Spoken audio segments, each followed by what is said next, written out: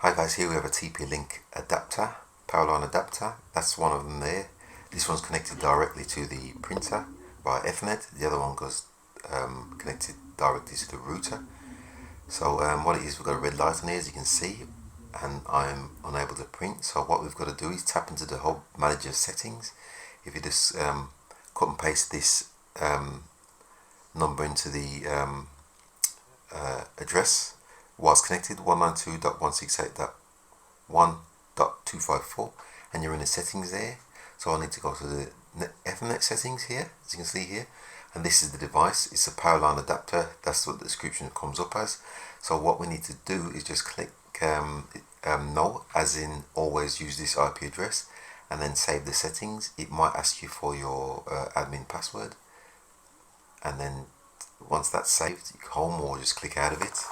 And here you can see now we've got all green lights on the TP-Link plug on both of them. And as you can see here, we're able to network print to the printer now and print successfully. And that concludes. Once again, thanks for watching, and please subscribe.